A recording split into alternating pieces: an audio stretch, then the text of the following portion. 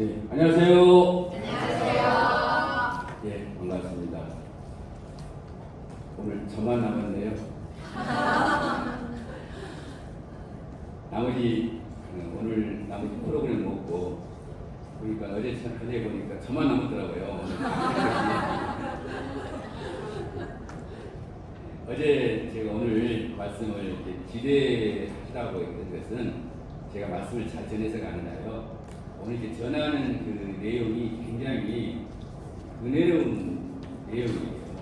주님의 놀라운 사랑에 대해서, 엄청난 사랑에 대해서 이제 교제를 하기 때문에 그걸로 인해서 우리 성도님들께서 큰 은혜를 받을 수 있겠다는 생각 때문에 그런 말씀을 드렸습니다. 하나님은 모든 것이 합력하여 선을 이루신 분이신 거 알고 계신가요? 네, 그렇습니다. 자, 그런데 여기서 이 하나님은 모든 것이 합력하여 선을 이룬다는 이 선이 과연 무엇이냐 이거예요. 혹시 이거 고민해 보셨어요? 자, 이제 성경을 직접 찾아야겠네요. 자, 로마서 8장 28절 말씀을 한번 찾아볼까요? 로마서 8장 28절이요. 함께 읽겠습니다. 시작. 우리가 알거니와 하나님을 사랑하는 자, 곧 그의 뜻대로 부르심을 입은 자들에게는 모든 것이 합력하여 선을 이루니라. 자, 여기서 하나님을 사랑하는 자, 곧 그의 뜻대로 부르심을 입은 자들, 이게 누굴 가리킬까요? 누구요? 특별한 성도들? 아니면 구원받은 모든 성도들? 그렇죠. 네, 여기 있는 이 모두를 가리킵니다. 자, 그렇다면은 구원받은 우리들에게 이 모든 것이 합력하여 선을 이룬다 했는데 이 선이 무엇이냐 이거예요. 자, 그것은 바로 우리 다음 구절 29절에 그 답이 있어요. 자, 29절도 함께 읽겠습니다. 자, 시작. 하나님이 미리 아신 자들 또한 그 아들의 형상을 본받게 하기 위하여 미리 정하셨으니 이는 그로 많은 형제 중에 마다리 되게 하려 하심이니라. 자, 하나님은 우리를 구원하시기 위해서요. 미리 아셨고 또 미리 또 정하셨어요. 예정하셨어요. 그런데 우리 에베소서 1장 4절 말씀 보니까 언제 그랬다 했어요? 창세전에. 너무 놀랍죠? 자, 그런데 이렇게 하신 목적이 뭐라고요? 그 아들의 형상을 본받게 하기 위하여. 자, 여기서 그 아들은 누굴 가리킬까요? 예수님. 네, 그렇습니다. 자, 구원받은 우리의 이 삶을 하나님께서는 모든 것이 합력하여 선을 이루도록요 이끄시는데요. 그 선이란 바로 예수님의 형상. 달리 말하면 뭡니까? 예수님의 인격과 성품입니다. 하나님은 우리가 예수님의 이 인격과 성품을 온전히 본받게 하기 위하여 모든 것을 다 동원해서 이 일을 이루신다는 것입니다. 모든 것을 다 동원했어요. 이것이 얼마나 중요한 문제이면 하나님께 있어서 간절한 그 뜻이었다면은 모든 것을 다 동원해서 이것을 이루실까요? 자, 이 모든 것이 무엇을 의미할까요? 우리가 먼저 생각한 것은 좋은 것을 생각할 수도 있어요. 행복한 것, 성공한 일, 편안한 일, 또 내가 주님께 잘 순종했던 일. 근데 이것만을 의미할까요? 아닙니다. 예.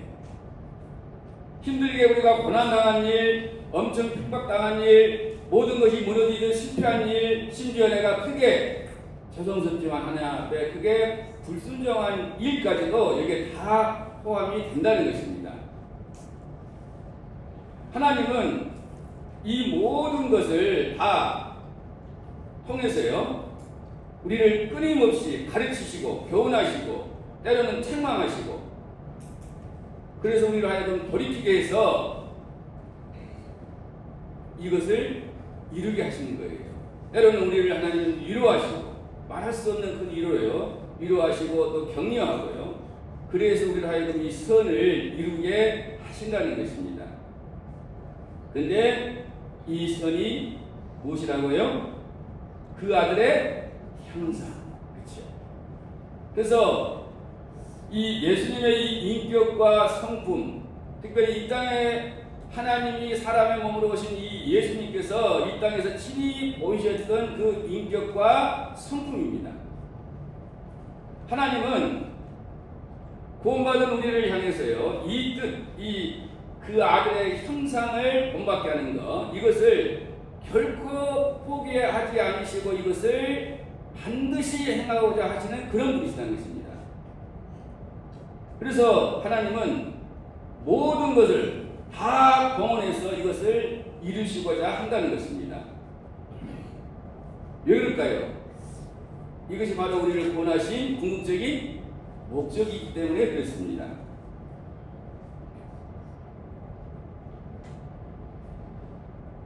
그렇죠. 우리가 분명히 알아야 할 것은 하나님은 우리가 1차적으로 온전한 순종을 통해서 빠른 시간 내에 이 주님의 인격과 성품을 본받기를 원하시죠.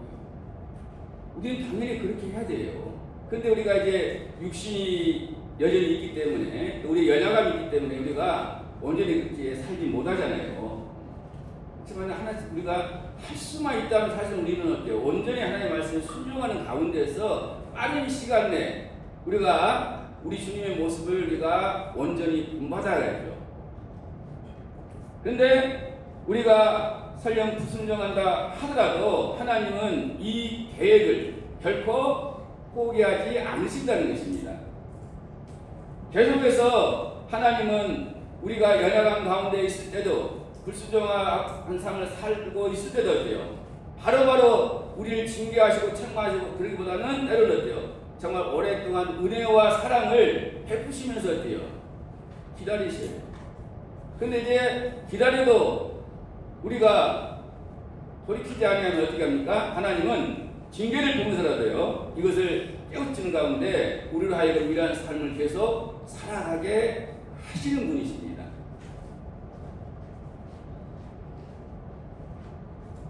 그래서 이 구원받은 우리 성도에게 있어서 이 성화의 이 삶은 선택이 아니라 필수입니다. 필수예요. 당연히 마땅히 해야 될 그 삶이에요. 그리고 이것은 구원의 궁극적인 목적이고요. 또 이 땅에서 우리가 사는 이 삶의 궁극적인 목적이기도 합니다.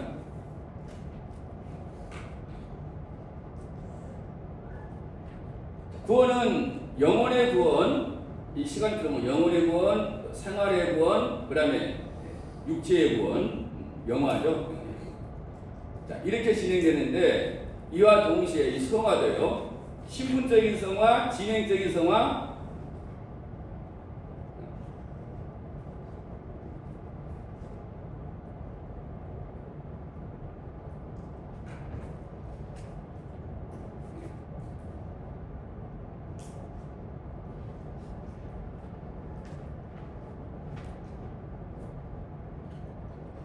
제 컴퓨터에 갑자기 이상이 오는데요. 자, 이제 그 신분적인 성화, 진행적인 성화, 그다음에 이제 궁극적인 이런 성화로 진행이 되는데요. 이러한 이 구원의 이 최종 완성이 무엇인지 아세요? 구원의 최종적인 완성, 그것은 바로 우리가 그동안에 강조해왔던 바로 그리스도의 형상입니다. 그 아들의 형상입니다. 예수님의 인격과 성품, 그 온전한 그 성품을 우리가 이루는 것입니다. 부활하신 예수님처럼 새 몸을 입는 것, 이건 외형적으로 우리 주님의 형상을 우리가 이루는 것이죠. 그런데 이것뿐만 아니라 예수님의 인격과 성품이 우리의 인격과 성품이 되는 것. 이게 바로 이제 이것은 내적인 형상을 이루는 것이죠. 하나님에 의해서 이러한 구원이 최종 완성이 됩니다. 그렇지만은 우리가 이 땅에 사는 날 동안에 이 성화의 삶을 힘쓰는 것은요 매우 중요합니다. 왜냐하면 이것은 하나님이 우리를 구원하신 궁적인 목적이기 때문에 그렇다는 것이에요. 그래서 하나님은 우리가 이 땅에서 이 성화의 삶을 사는 것에 대해서요 지대한 관심을 갖고 있습니다. 그래서 우리가 이 성화의 삶을 온전히 살 때, 우리가 천국에 갔을 때 우리에게 뭐가 주어질까요? 뭐가 주어져요? 상급. 그렇죠? 네. 그리고 우리가 지난 시간에 말씀드렸듯이요, 우리 맥도날드 형님이 그런 표현을 했듯이 우리가 천국에 갈 수 있는 영원한 가치를 지닌 거라고 이렇게 말씀했잖아요.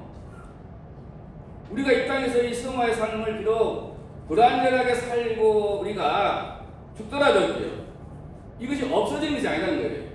이것이요, 천국에 우리가 가지고 갈 수 있는 영원한 가치 중에 몇 가지가 있는데 그 첫째를 어때요? 이 맥도날드 선생님께서 이걸 언급하셨어요. 주님의 이 성품을 개발하는 것, 닮아가는 것.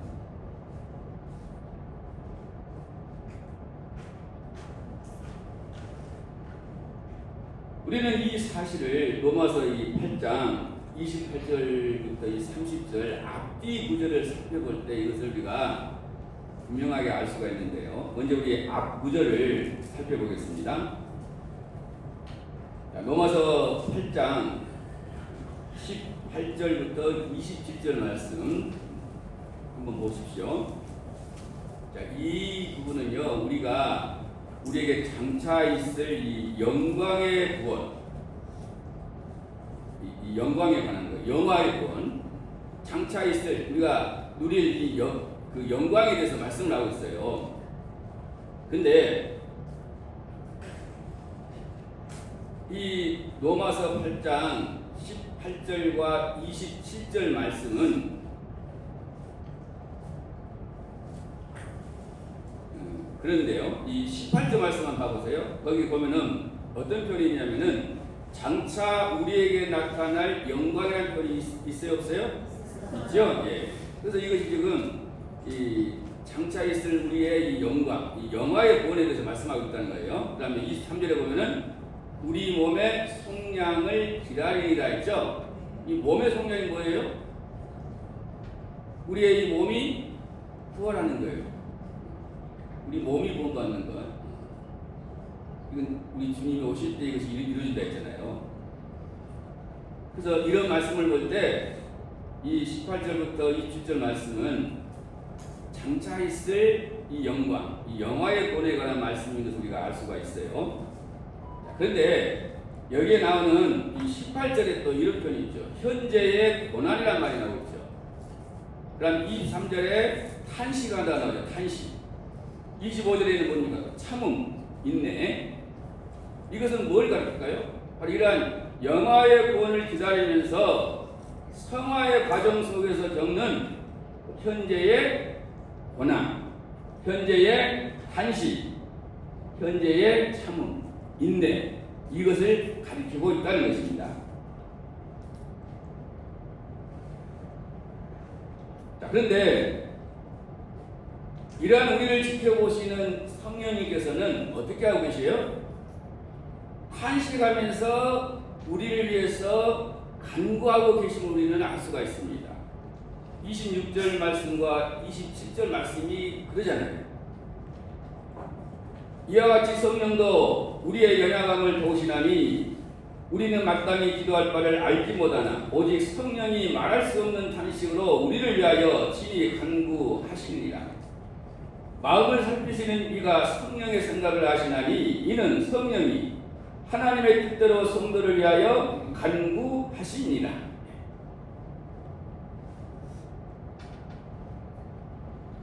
다음으로는 이제 이 로마서 8장 28절 30절의 다음 구절인 31절과 39절 말씀을 또 한번 보십시오. 그래서 좀 읽지는 않겠어요. 자, 하나님께서 우리를 위해서요 모든 것을 주시고라는 표현이 있죠. 32절에 그렇죠? 또 예수님께서는 우리를 위해서 간구하시면서 34절에 있죠. 그리고 그 어떤 것도 결코 끊을 수 없는 영원한 사랑을 끊임없이 베풀고 계심을 우리는 알 수가 있습니다. 35절 말씀 또 39절 말씀을 통해서요. 자, 말씀 확인하셨어요? 네. 예. 자, 그런데 우리에게서 무엇을 이루기 위해서 하나님이 이렇게까지 하실까요? 무엇을 위해서요? 성화의 삶을 위해서요. 예수님의 인격과 성품을 이루기 위해서요. 또한 이 성화의 과정, 이게 잘 됩니까? 안 됩니까? 잘 안 되죠? 실패할 때가 많아요. 저도 늘 실패합니다. 근데 이 성화의 과정 속에서 실패할 때가 있는데요. 이때 사단이 우리를 고발합니다. 네가 그래갖고 뭔 성화를 그래? 너 구원받긴 했냐? 이렇게 고발한다는 것이죠. 자, 그 표현이 바로 33절에 그 표현이라고 할 수 있어요. 또 정죄 34절에 있죠. 스스로 우리가 정죄할 수 있잖아요. 근데 그러한 가운데서도 좌절하지 말라고요. 그리고 수많은 고난과 악조건, 심지어 죽음 앞에서도요. 이 35절, 36절 말씀은 죽음과 관련해서 생각해 볼 수 있는 말씀이에요. 이 죽음 앞에서도 우리 주님의 인격과 성품을 드러내는 삶을 살라고 하나님께서는 우리에게 모든 것을 주시고, 또 성령님과 예수님은 탄식하시면서 기도하시고, 그리고 또 그 어떤 것도 결코 끊을 수 없는 영원한 그리스도의 사랑을 베풀고 계신다는 것입니다. 그래서 수많은 선교자들, 그 죽음이 얼마나 억울합니까? 그들이 무슨 도덕적인 죄를 지었습니까? 근데 그들이 얼마나 끔찍한, 고통스러운, 잔인한 그런 죽음을 그들이 당했습니다. 근데 그들이 죽을 때 어떻게 죽었어요? 자기를 그렇게 억울한 죽음으로, 잔인한 죽음으로 몰아가는 그들 저주했어요? 그들 비난했어요? 아니잖아요. 그러면서 죽었다면 어때요? 그건 좀 순교는 순교를 할지라도 어때요? 그렇죠? 많은 순교자들이 그러한 가운데서도요, 분노하지 않고 도리어 찬송하면서, 도리어 자기를 죽이는 자들을 위해서 기도하면서 그 죽음을 넉넉히 이길 수가 있었어요. 이 37절 말씀이 그런 말씀입니다. 37절 끝에 넉넉히 이기는이라 했잖아요. 작은 고난뿐만 아니라 심지어 어때요? 죽음까지도 어때요? 이 죽음을 통해서, 그 과정을 통해서 우리 주님을 드러내면서 성화의 삶을 실천하면서 죽을 수가 있다는 것이죠. 억울하고 잔인한 죽음을 당하면서도요, 분노하거나 저주하지 않고요, 오직 그리스도의 인격과 성품을 드러내면서 죽음마저도요 넉넉히 이기는 이러한 삶을 그들은 살았던 것입니다. 따라서 우리는 이 성화의 삶을 자꾸 실패했다고 해서요, 좌절하면 돼야 안 돼요? 안 된다는 것입니다. 포기하면 돼야 안 돼요? 안 된다는 것입니다.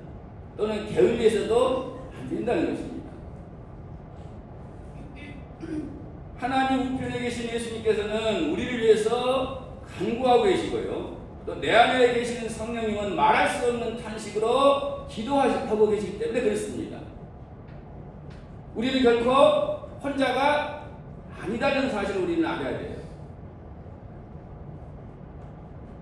또한 하나님께서는 변함없는 사랑, 모든 것을 아낌없이 주시는 사랑, 그 어떤 것도 끊을 수 없는 영원한 사랑으로 우리와 항상 함께 하시기 때문에 그렇습니다. 또한 우리에게는 함께 일한 삶을 살아가고 있는 한 몸의 지체인 사랑하는 교회의 성도님들이 바로 어디에 계세요? 여러분 여기 계시잖아요. 그렇죠? 그래서 우리는 결코 혼자가 아닙니다. 하나님과 성령을 통해서 예수를 통해서 우리는 힘을 얻어야 되지만은 우리 옆에 있는 함께 섬기고 있는 성도들, 함께 생활 삶을 살고 있는 성도님들을 통해서 우리는 어때요? 위로받고 격려받고 그러면서 다시 일어서서 어때요? 이 삶을 우리가 힘써 살아가야 한다는 것입니다.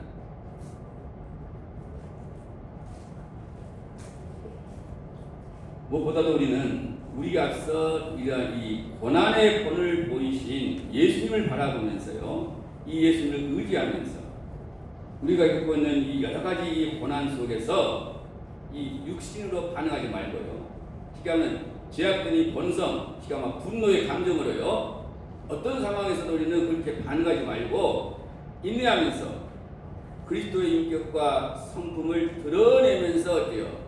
그러한 고난들을 반드시 이겨내야 한다는 것입니다. 우리는 구약의 희생 제물과 우리 주님의 십자가의 이 죽음을 좀 비교해 볼 필요가 있어요.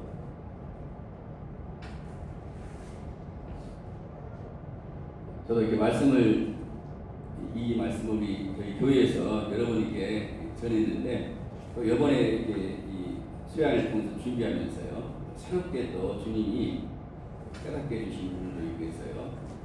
더해서 나누고 있는데요. 구약의 희생제물 이렇게 드릴 때 어떻게 드립니까? 죽기 전에 어때요? 희생양 채찍질하고 어때요? 침 뱉고, 네, 온갖 그 고통을 막 이렇게 하고서 죽입니까? 아니면은 그냥 고통도 길게 안 가게 하기 위해서 단칼에 그냥 목을 쳐서 짧은 순간에 죽입니까?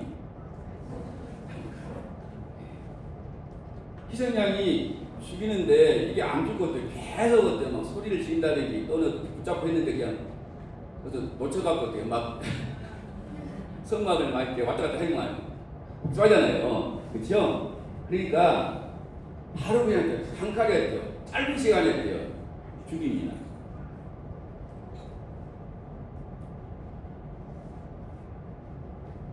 왜 그러냐면 그것은 대속만을 위한 죽음이기 때문에 그렇습니다.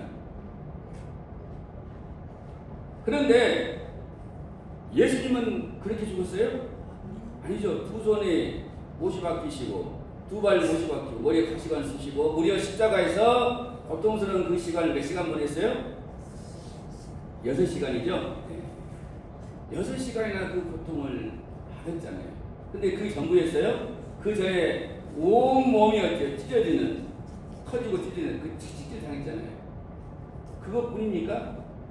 예수님의 얼굴에 침을 뱉고 뺨을 때리고 온갖 모욕, 온갖 조롱 다 했잖아요. 예수님은 정말 모든 우리 인간이 받을 수 있는 모든 수치의 그 이상을 받으신 분이잖아요.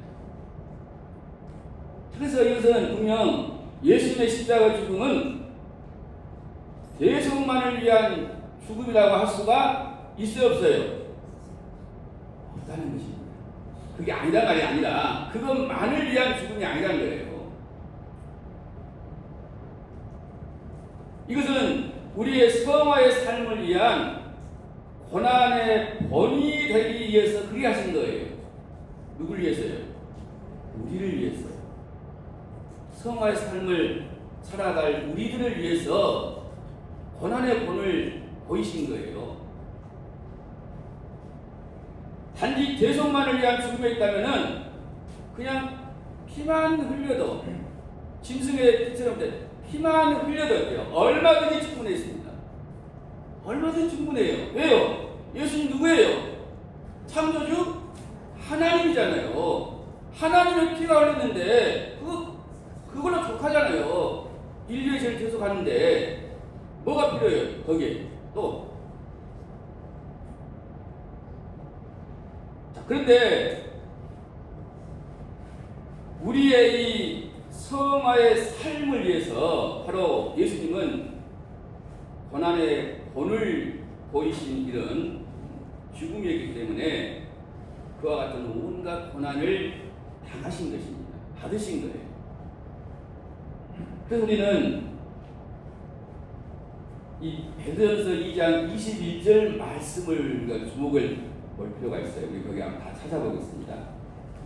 베드로전서 2장 21절 말씀이에요.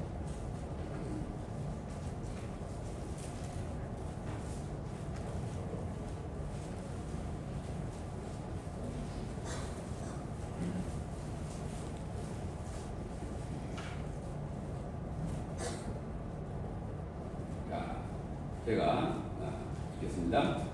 이를 위하여 너희가 부르심을 받았으니 그리스도도 너희를 위하여 고난을 받으사 너희에게 본을 끼쳐 그 자취를 따라오게 하려 하셨느니라. 자, 그런데 이 베드로전서 2장 21절의 앞뒤 말씀을 통해서요, 이 21절 말씀이 의미하는 바가 무엇인지 우리는 더 정확하게 파악할 수가 있습니다. 베드로전서 2장 21절 앞에 있는 이 18절부터 20절에서는 오늘날로 한다면 우리 성도들이 직장에서 상사들로부터 부당하게 받는 고난을 인내하는 그런 내용입니다. 맞습니까? 네. 그러면서 이어지는 이 베드로전서 2장 21절에서는 이를 위해서 우리가 부르심을 받았다고 이렇게 말씀하고 있는 것이에요. 또한 이어서 그리스도께서도 우리를 위하여 앞서 고난을 받으사 우리에게 본을 끼쳐서 그 발자취를, 그 자취를 따라오게끔 하셨다고 말씀하고 있잖아요. 그렇죠?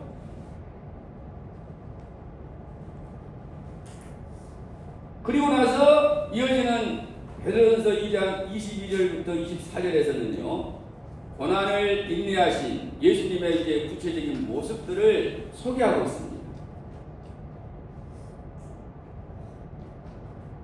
그러면서 또한 예수님께서 우리 죄를 담당하신 목적이 우리로 하여금 죄에 대해서는 죽고 의에 대하여는 살게 하려 함이라고 24절에서 말씀을 하고 있습니다. 이는 우리로 죄에 대하여 죽고 의에 대하여 살게 하려 하심이라. 이 사절에 있어요 없어요? 있죠? 예.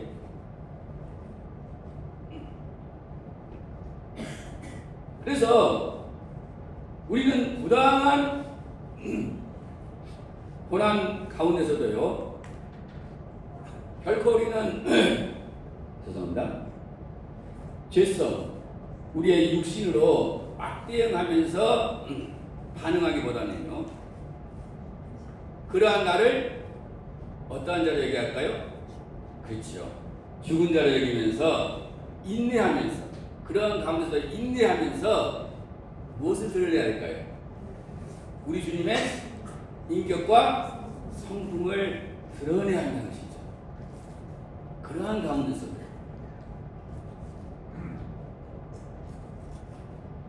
하나님께서 그 자녀들에게 고난을 하러 가신 그 목적에 대해서 맥도날드 형제님께서는요, 이 메리 묵상 이 책자를 통해서요, 히브리서 12장 10절 말씀, 너희가 참음은 징계를 받기 위함이라 하나님이 아들과 같이 너희를 대우하시나니 어찌 아버지가 징계하지 않는 아들이 있으리요. 예. 이 말씀을 인용하시면서요. 다음과 같이 이제 말씀을 하고 있더라고요. 그분은 그분의 자녀를 단련하고 성장시키고 그분의 아들의 형상에 이르게 하기 위하여 사용하신 것입니다. 이렇게요. 하나님이 우리에게 고난을 허락하신 목적이 뭐라고요? 그 아들의 형상에 이르게 하기 위해서, 우리 주님의 인격과 성품을 본받게 하기 위해서 어때요? 사랑하는 그 자녀인 우리에게 어때요? 고난을 허락하시는 거예요. 얼마든지 하나님이 우리의 고난을 피하게 하실 수도 있지만 어때요? 이것이 중요하기 때문에 하나님은 우리에게 이런저런 고난을 허락하신다는 것입니다. 하나님이 죽어있기 때문에, 잠자고 있기 때문에 어때요? 우리가 고난당하게 하신 것이 아니라, 그래서 이 고난은 우리가 그리스도의 온전한 인격과 성품을 닮아가기 위해서 필요한, 정말 필요한 그러한 요소예요. 고난이 없이는 우리가 그리스도의 형상을 닮아갈 수가 없어요. 없습니다. 우리들 곁에 그것도 아주 가까이 붙여주신 가시 같은 사람들은 우리들을 파괴하기 위해서, 무너뜨리기 위해서 우리에게 붙여주신 것이 결코 아니라는 것입니다. 우리의 이 다듬어지지 않는 우리의 인격과 성품을 철저히 깎아내서요, 그리스도의 온전한 형상, 예수님의 온전한 인격과 성품을 이루기 위해서 하나님께서 특별하게 붙여주신 연단의 도구들입니다.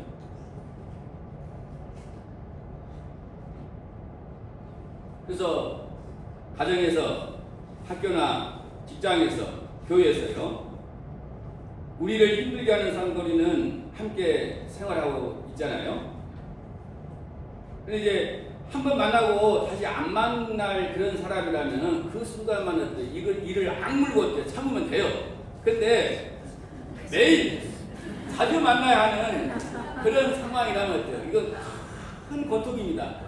그렇죠?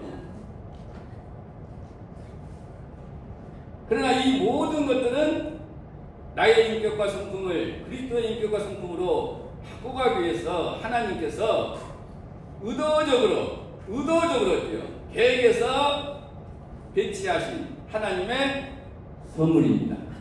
아멘 하십시오.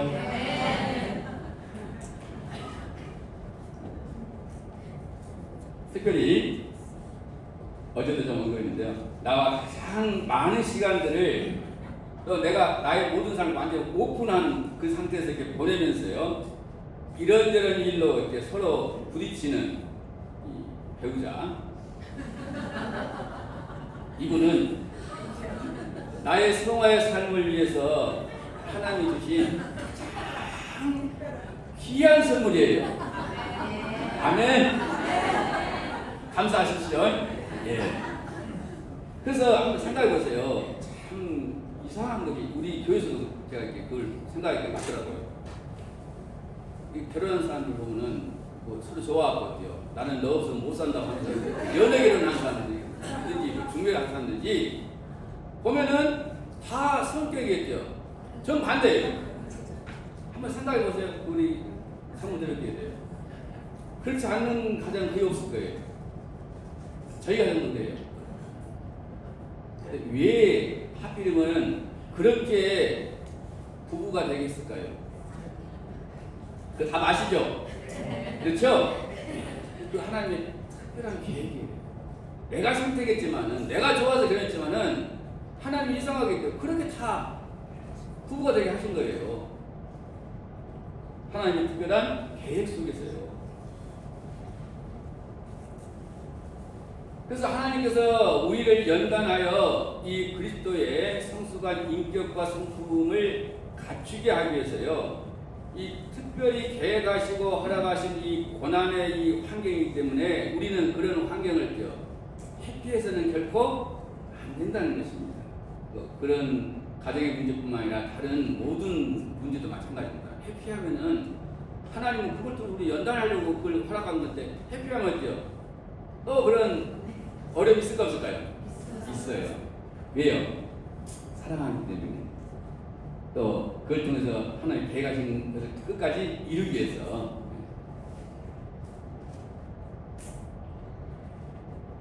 하나님은 이 철저하게 고난을 통해서 우리를 다듬어 갑니다. 그래서 이 다듬어지지 않는 모난 나의 인격 성품, 또 쉽게 내려놓지 못한 나의 자존심, 이것을 그대로 놔두고서는 결코 우리가 그리스도의 온전한 인격과 성품을 닮아갈 수가 없잖아요. 그래서 하나님은 극한 고난을 통해서 우리의 이 자존심을 내려놓게 만드십니다. 우리 상무대로 교회 성도님들은 아마 자존심이 강한 분들이 하나도 없는 것 같은데 이거 빨리 내려놓는 것이 좋습니다. 자기를 위해서도 필요하고요, 다른 사람을 위해서도 필요하고요. 이 자존심이 상해서 분노하면서 이 감정적으로 반응하는 모습은 옛사람의 모습일까요? 새사람의 모습일까요? 옛사람의 모습입니다. 이것은 육신, 죄성의 지배를 받고 있는 옛사람의 모습입니다. 근데 우리 본받은 우리 그리스도인들은 이 옛사람은 이미 예수님과 함께 십자가 못 박아 죽었어요. 그래서 이것이 철저하게 되어지지 않으면은 우리는 결코 예수님의 인격과 성품을 닮아갈 수가 없습니다. 우리가 이토록 고통스러운 이 고난의 과정, 하나님은 또 고난을 통해서 우리 그리스도의 인격과 성품을 닮아가게 하실까? 또 고난 없이도 할 수 있는데 생각하는데요. 좀 쉽기도 한데 그래도 우리는 그런 가운데 우리가 신뢰할 수 있는 근거가 뭘까요? 그것은 우리는 하나님이 우리를 사랑하세요? 안 사랑하세요? 사랑하시잖아요. 우리는 그거 알고 있잖아요. 창조자 하나님께서 우리를 위해서 자기의 생명까지 아낌없이 내어주신 그 사랑을 우리는 받은 자잖아요. 누가 뭐래도 어때요? 하나님은 나를 사랑하신다는 것이죠. 그것도 엄청, 그렇죠? 우리는 이것을 알기 때문에 우리는 어때요? 이게 힘들어도 우리는 이것을 인내할 수가 있다는 것이죠. 그리고 주님을 계속 신뢰할 수가 있다는 것이죠. 뿐만 아니라 우리는 우리에게서 이 훼손된 이 하나님의 형상을 기억고 회복하시고 하는, 그래서 모든 것을 어때요? 다 봉헌하시는 이 하나님의 강한 진영.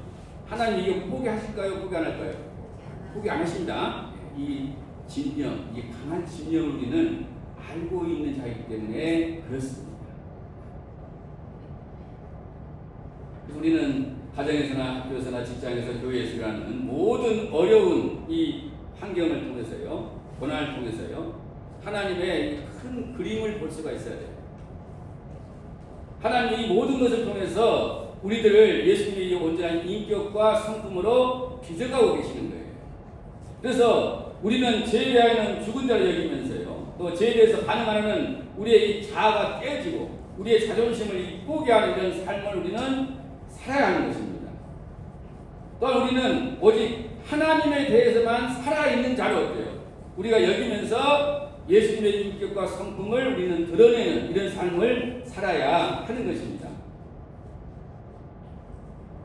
아까 자존심 말씀드렸는데요. 우리가 좀 이거 약간 간단하게 언급할 필요가 있어요.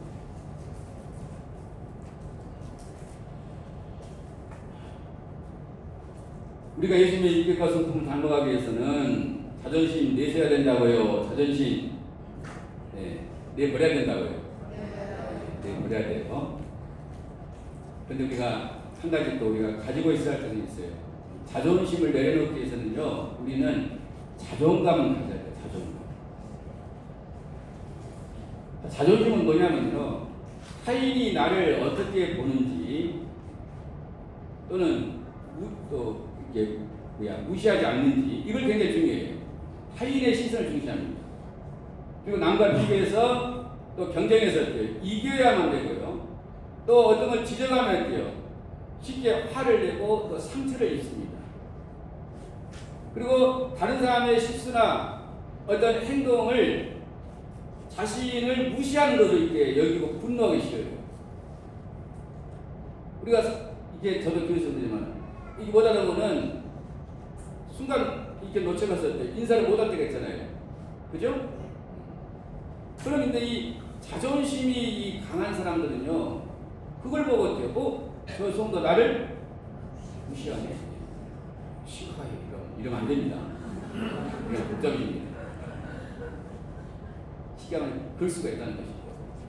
근데 이제 이 자존감이라는 거냐면은 그런 외적인 그런 거 상관없이 스스로 어때요? 자기를 가치 있고 소중한 존재라고 여기는 것입니다. 그리고 자신의 실수나 부족함을 인정할 줄 알고요. 타인의 비판에도 상처받지 않고 그걸 수용합니다. 그리고 다른 사람의 실수나 행동에 대해서 뭐 누구나 그럴 수 있는 것으로 인격해요. 너그럽게 이것을 받아들입니다. 그래서 이 보통 자존심이 높은 사람은 자존감이 낮아요. 그리고 자존감이 높은 사람은 자존심을 내세우지 않는다는 거예요. 그래서 우리가 뉴스 같은 데 보면은 단지 쳐다봤는데 어때요? 자기를 무시했다고 어때요? 그 사람을 폭력을 행사하는 경우 그런 뉴스 나와요 안 나와요? 나옵니다. 그 사람이 왜 그렇게 그랬을까요? 자존심은 세고 자존감은 낮기 때문에 그런 행동을 하는 거예요.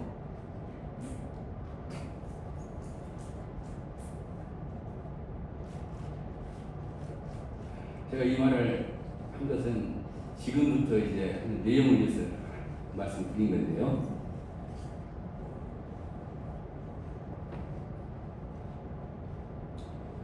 우리 그리스도인들은 우리가 구원받은 하나님의 영광스러운 이 자녀라는 것 때문에 또 장차 우리가 영원한 천국에 들어갈 자이기 때문에 우리는 자존감이 높을 수밖에 없습니다.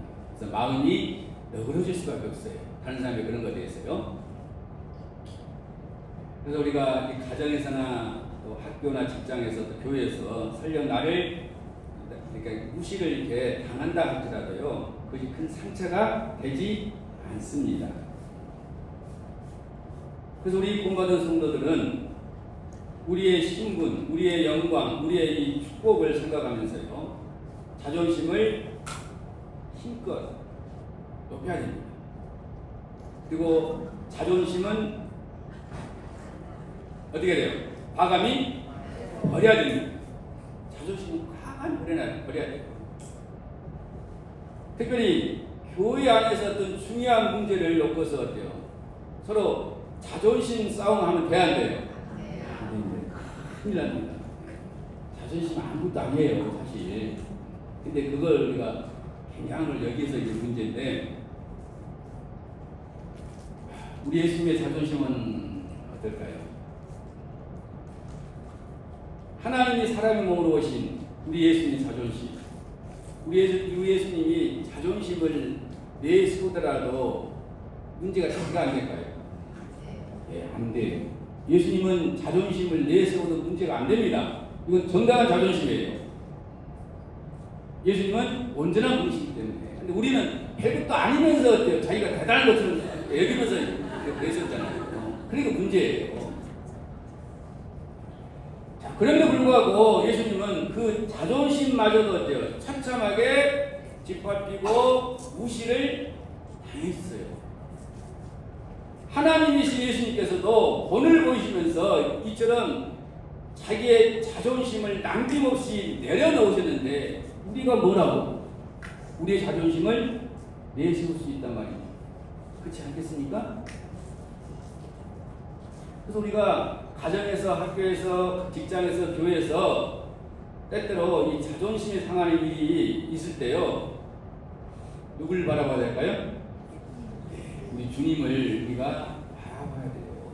그리고 그것을 인내할 수 있어야 돼요. 그거 별거 아니다. 우리 주님도 자존심 그렇게 짓밟혔는데 내가 뭐라고 하면서 그것 때문에 상처받지 마세요.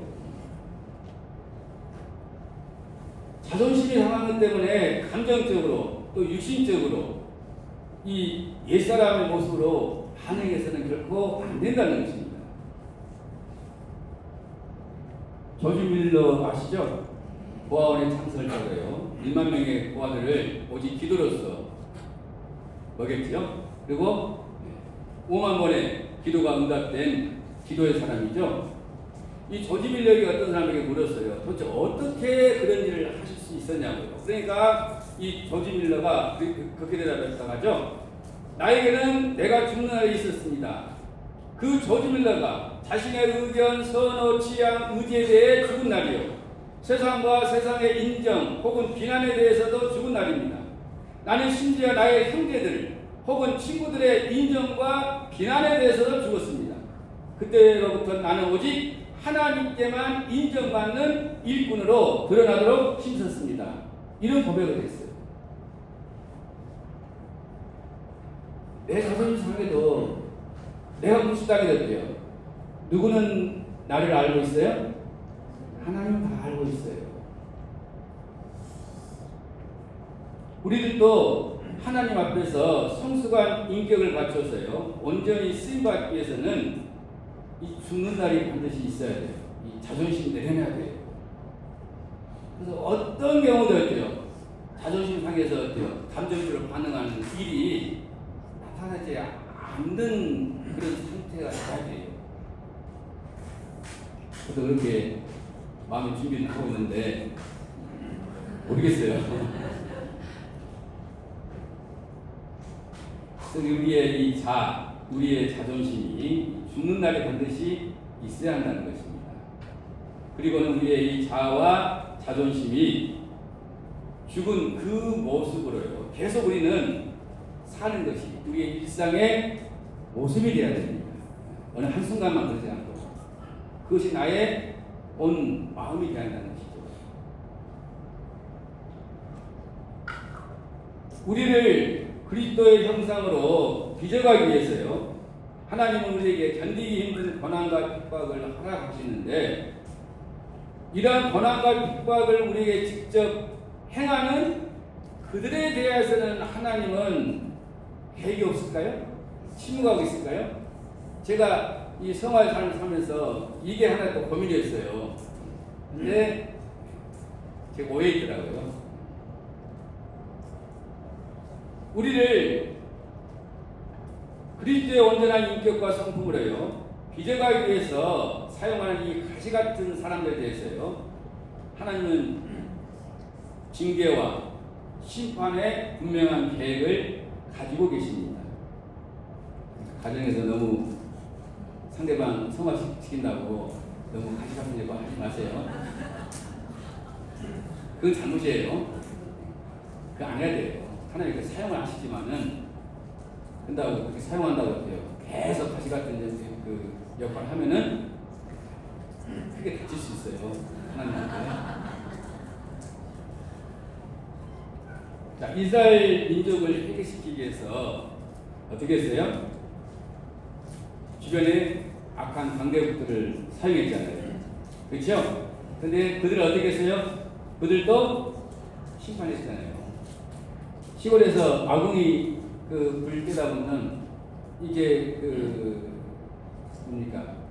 아궁이 타고 있는 것을 깊게 집어넣기 위해서 사용하는 것이 있죠. 부직대기, 그렇죠? 근데 이 부직대기가 보통 또 나무로 보통 많이 사용하거든요. 근데 이 하다 보면 이 부직대기가 또 이제 많이 타요. 그러면 나중에 어떻게 합니까? 그것도 집어넣잖아요, 같이. 그와 같습니다.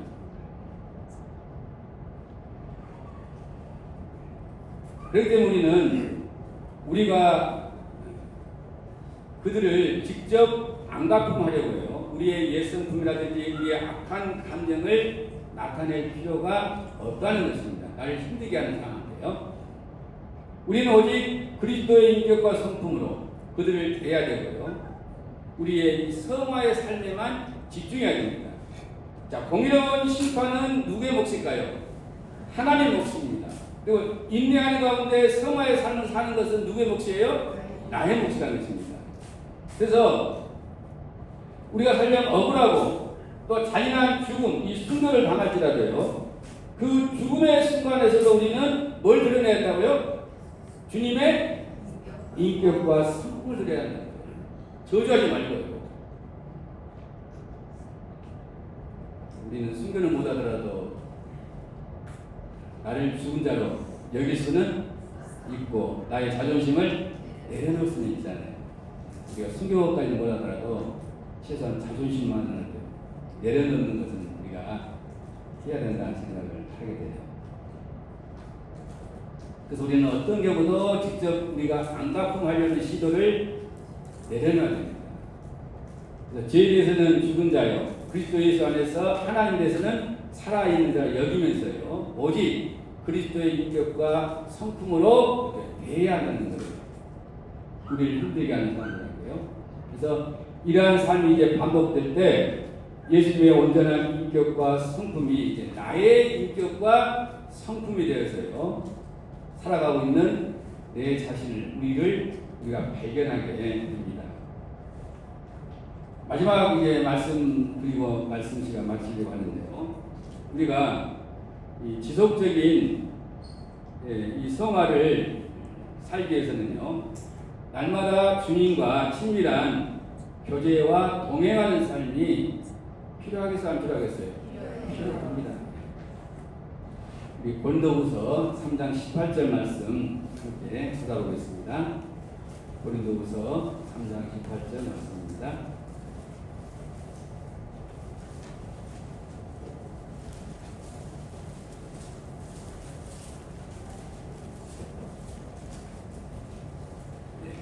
같이 읽도록 하겠습니다. 고린도후서 3장 18절.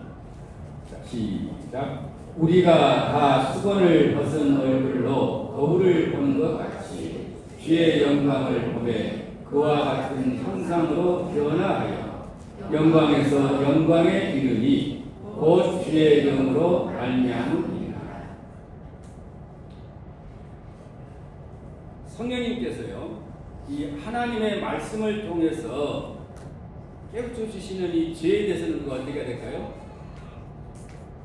우리는 끊임없이 그걸 정직하게 자백을 해야겠죠. 그렇죠. 그러면서 하나님의 말씀에 순종하는 삶을 통해서 주님과 동행하는 삶을 살 때 주님의 인격과 성품을 온전히 닮아가는 삶을 살아갈 수가 있습니다. 근데 무엇보다도요, 우리는 이 경건의 시간을 통해서 하나님의 말씀 속에서 이 주님의 이 영광, 이 주님의 온전하신 인격과 성품을 바라보는 시간이 돼야 됩니다. 우리 주님이 어떤 모습을 보이셨는지 이걸 우리가 말씀 속에서 우리가 보면서 그 주님의 인격과 성품을 우리가 닮아갈 수 있지 않는 것이죠. 우리가 자꾸 말씀을 통해서 우리 주님의 그런 모습을 보게 되면은 이 고린도후서 3장 18절 말씀처럼요, 우리가 주님과 같은 형상으로 변화합니다. 이게 나오잖아요. 우리가 다 수건을 벗은 얼굴로 거울을 보는 것 같이 주의 영광을 보니까 어떻게 돼요? 그와 같은 형상으로 변화하여 있잖아요. 그렇죠? 다시 말해서 주님의 인격과 성품으로 변화된다는 것입니다. 그래서 영광에서 영광에 이르게 된다는 것입니다. 다시 말해서 이것은 지난번에 말했지만 성화는 점차적이니까 점진적이에요. 한순간이 아니에요. 그래서 점진적으로 이 주님의 온전한 인격과 성품에 이르게 된다는 거예요. 끊임없이 말씀을 통해서 주님의 영광, 주님의 인격과 성품을 우리가 늘 이렇게 바라보게 되면은 우리의 모습이 주님과 같은 모습으로 어때요? 그런 온전한 성품으로 어때요? 바꿔진다는 것입니다. 근데 이렇게 하는 것이 무엇이라고 말합니까? 무엇을 보고 가능하다고 했어요? 곧 주의 영으로 말미암으리라. 성령께서 그렇게 하신다는 거예요. 성령께서. 그래서 아무쪼록 이러한 성화의 삶을 통해서 온전히 주를 기쁘시게 하는 이런 삶을 살아가는 이 상무대로교회 성도님들이 되시기를 바랍니다. 이상으로 이제 마지막 시간 말씀을 마치도록 하겠습니다.